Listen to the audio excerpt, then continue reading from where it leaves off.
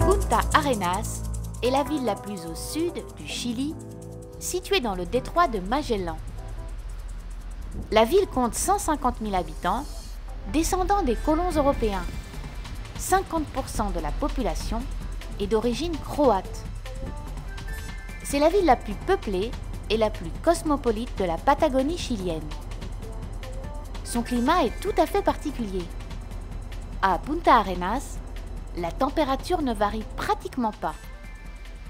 La ville est encadrée par les deux océans, Atlantique et Pacifique, régulant ainsi sa température aux alentours des 6 degrés.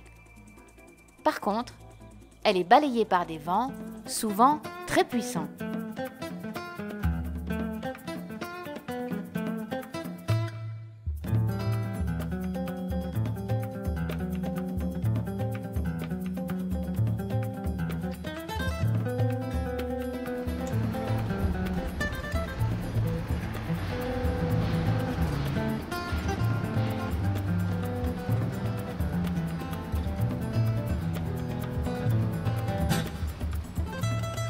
Avant l'ouverture du canal de Panama en 1914, ce fut le principal port pour la navigation entre les deux océans.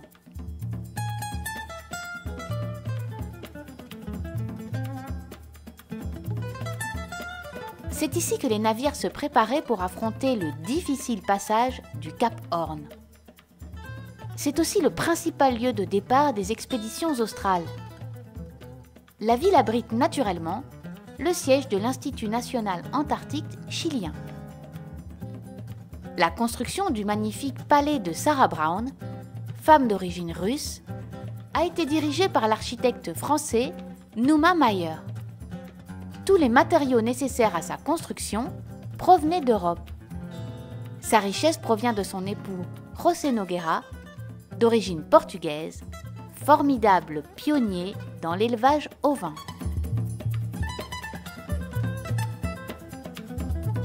À une cinquantaine de kilomètres au sud de la ville de Punta Arenas, se trouve Fort Bulnes. La construction de Fort Bulnes fait suite aux inquiétudes d'O'Higgins quant à l'établissement d'une présence inopportune sur le territoire du détroit de Magellan. La goélette Ancud sera construite pour prospecter cette région. Elle commence son voyage en mai 1843 sous le commandement du capitaine John Williams. L'équipage de la goélette Ancud était composé d'un marin américain expérimenté, d'un explorateur, d'un naturaliste, ainsi que d'autres marins accompagnés de leurs femmes, qui allaient initier la colonisation. En septembre de la même année, la frégate Ancud prend possession du détroit de Magellan et fonde Fort Bulnes en l'honneur du président de l'époque. Cependant, l'année suivante, les conditions météorologiques extrêmes les amènent à se diriger vers ce qui est maintenant la ville de Punta Arenas. Le fort va devenir un centre pénitentiaire avant de se détériorer progressivement pour être finalement incendié.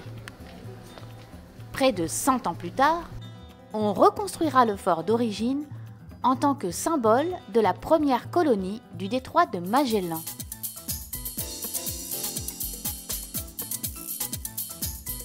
Le fort est indissociable de l'histoire de la colonisation des terres du Sud.